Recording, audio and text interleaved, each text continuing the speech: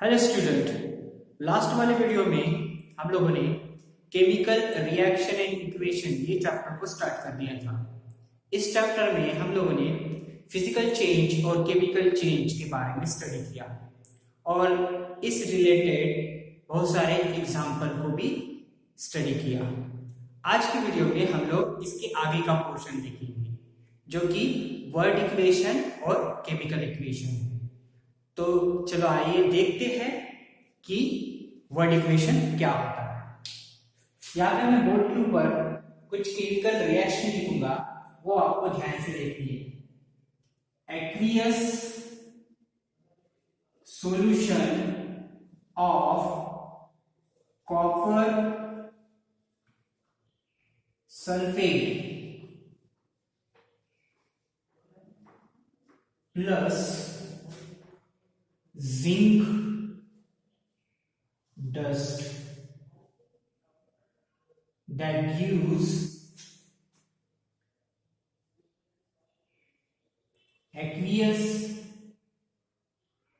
solution of zinc sulfate plus copper. ठीक है student, यहाँ पे अगर आप लोग ध्यान से देखोगे, aqueous solution of copper sulphate plus zinc that gives aqueous solution of zinc sulphate plus copper में लिखा है। ये क्या है? Word equation. वर्ड इक्वेशन क्यों कहा है इसको? क्योंकि ये वर्ड के फॉर्म में लिखा हुआ है। अभी ये थोड़ा सा बड़ा दिख रहा होगा आपको और थोड़ा सा मेसी दिख रहा होगा। इसको और अगर अच्छे से लिखना है, इसको और कंडेंस फॉर्म में लिखना है, तो हम लोग केमिकल फॉर्मूले का यूज करके इसको लिख सकते हैं। और जब इसको इस तरह से लिखेंगे with the help of chemical formula, तो वो बन जाएगा केमिकल इक्वेशन। चलो देखते हैं, मैं इसको कंडेंस फॉर्म में लिखूंगा बाय यूजिंग केमिकल फॉर्मूला। देखो, CuSO4 plus zinc Zn that gives ZnSO4 zinc sulfate plus copper.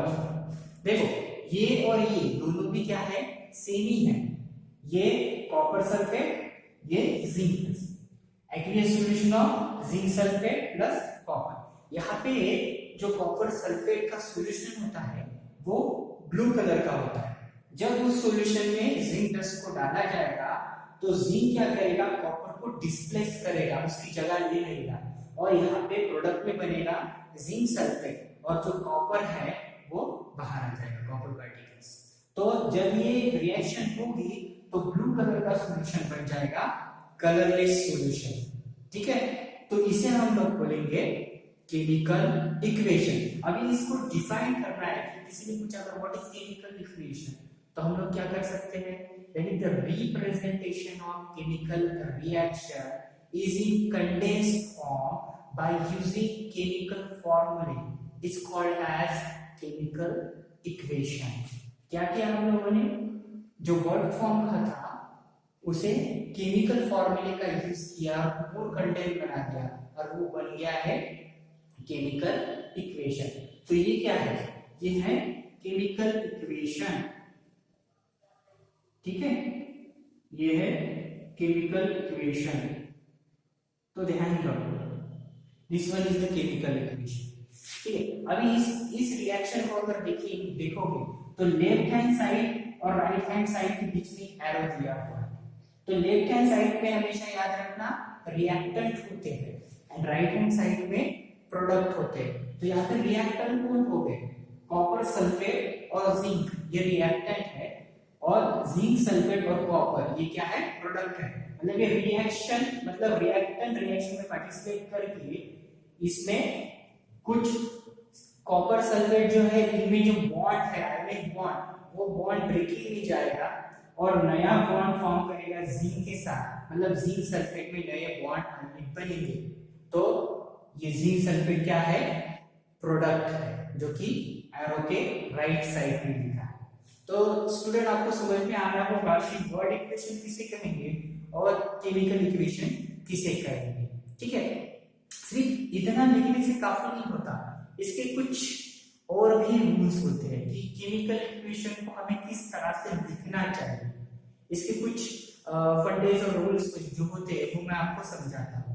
तो सबसे पहले हमें ये पता करना है कि रिएक्टेंट किस साइड में लिखने हैं। तो ध्यान में रखो, रिएक्टेंट किस साइड में लिखी जाती है, लेफ्ट साइड में रिएक्टेंट को लिखा जाता है। यहाँ पे रिएक्टेंट कौन है, कॉपर सल्फेट और जिंक, ये दोनों भी रिएक्टेंट है, तो इसको लेफ्ट साइड में लिखा।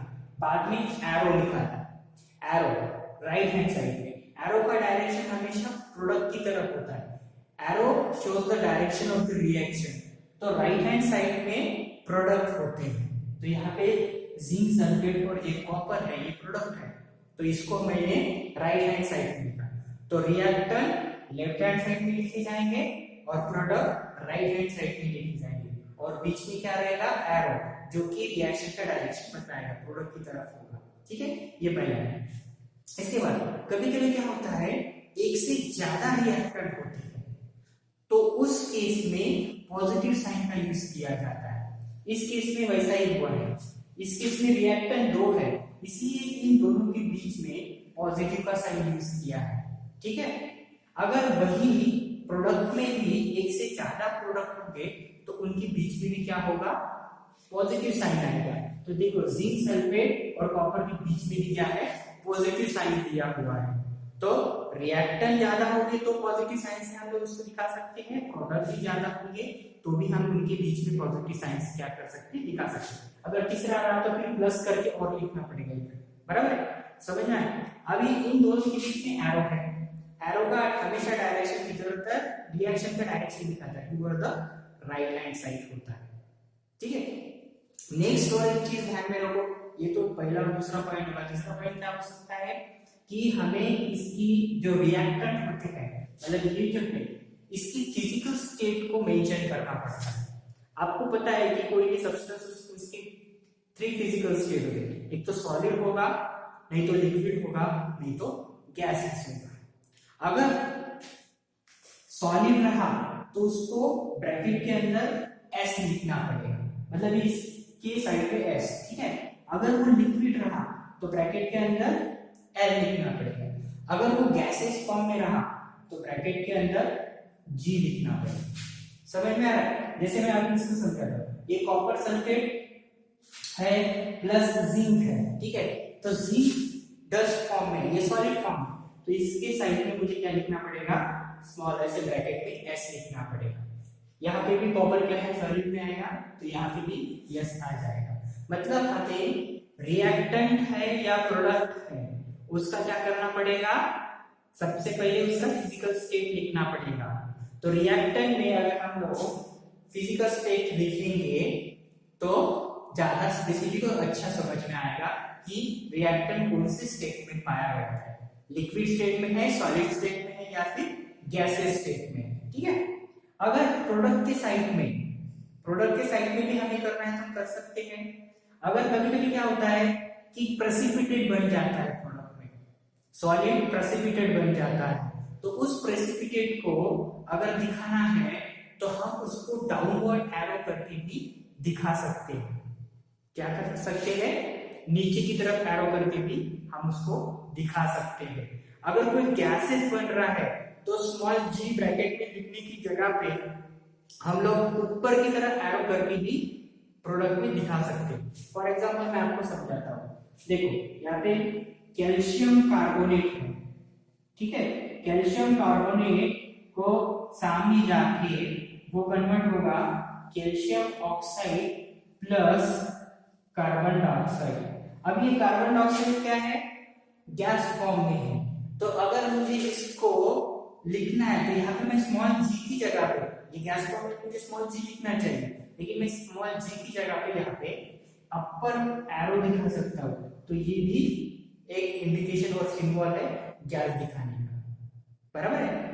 तो ये छोटी छोटी चीजें ध्यान में रखना कि कैसे क्या होता है। कहाँ पे गैस दिखा सकते हो क्या? अगर यहाँ पे सॉलिड में सदा प्रेसिपिटेट था तो मुझे प्रेसिपिटेट था तो नीचे की तरफ एरो दिखाना पड़ेगा, तो वो सिंबल हो जाएगा स्मॉल एस, जो ब्रैकेट के अंदर एस दिखा है उसकी जगह पे अगर प्रेसिपिटेट बन रहा है सॉलिड तो मैं नीचे की तरफ एरो दिखा के उसको इंडिकेट कर सकता हूँ, लेकिन प्रोडक्ट, ठीक है।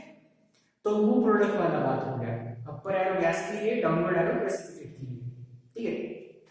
अभी कभी कभी रिएक्शन में क्या होता है, हीट और एक चीज ऐड की जाती है, क्या की जाती है, जैसे कि यहाँ मैंने 3 स्टेप बताया, सॉलिड, लिक्विड और गैसेस का, ठीक है।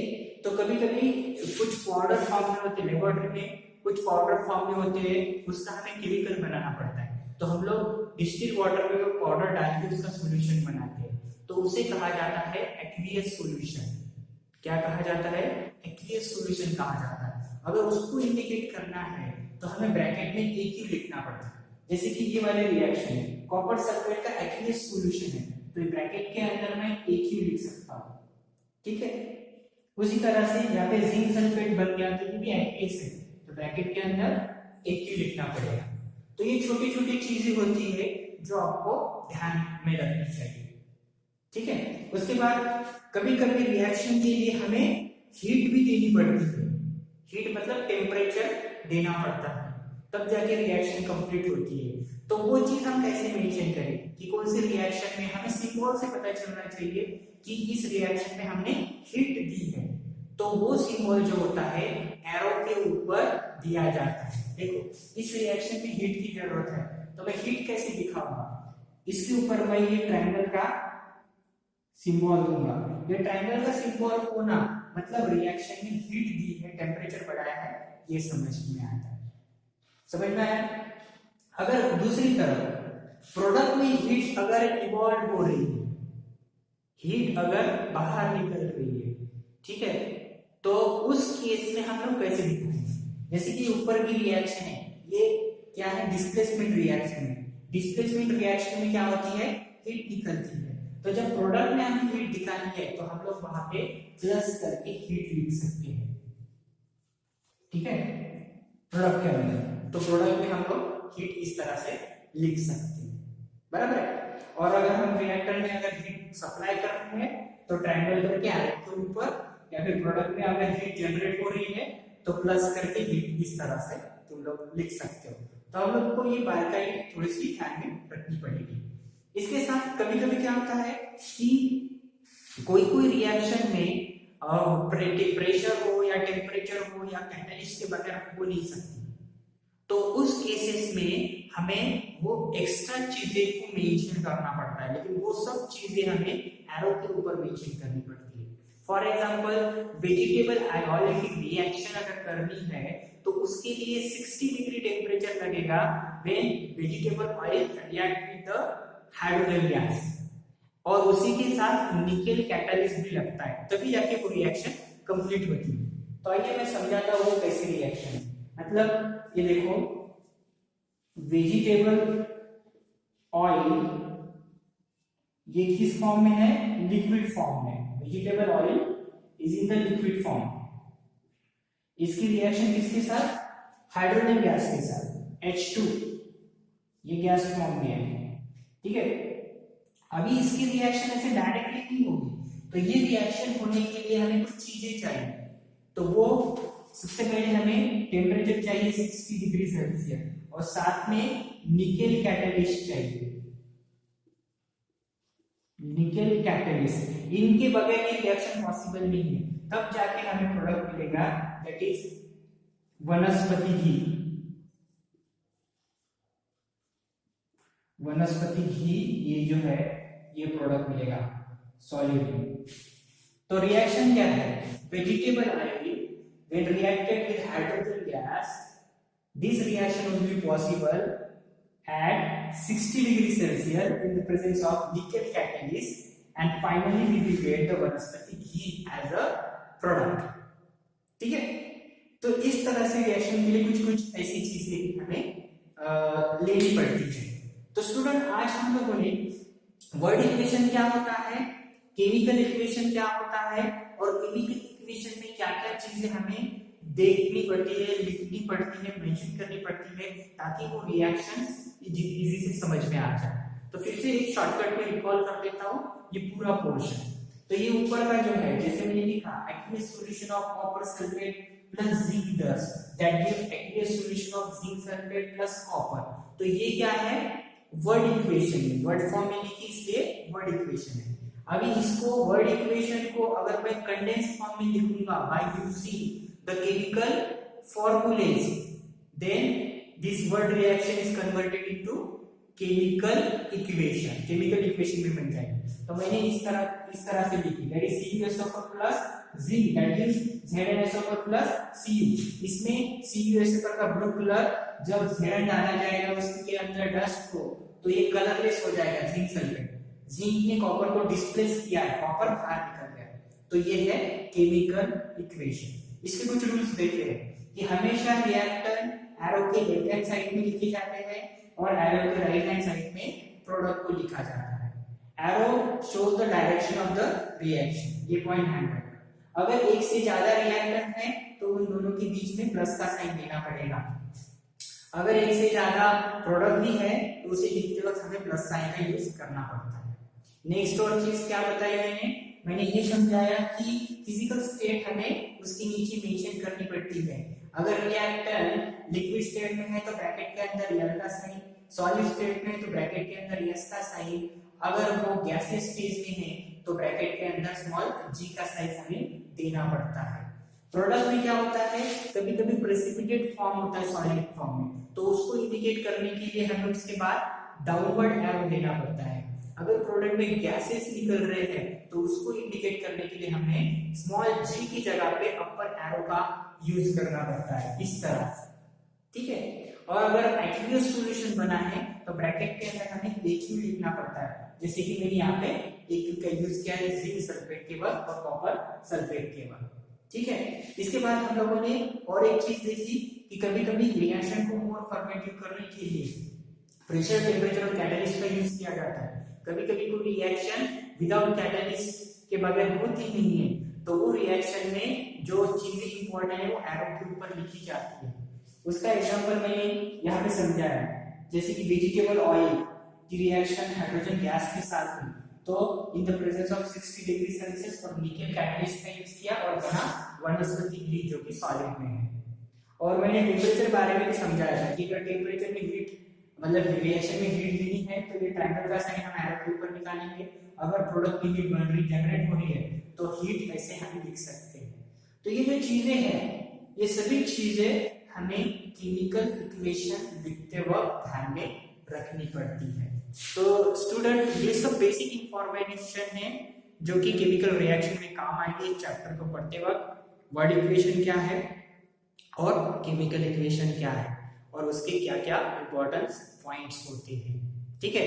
आई होप आपको ये वर्ड इक्वेशन और केमिकल इक्वेशन वाला पार्ट समझ में आया होगा। इसके बाद की जो टॉपिक है वो हम लोग देखेंगे नेक्स्ट वाले वीडियो में। Thank you.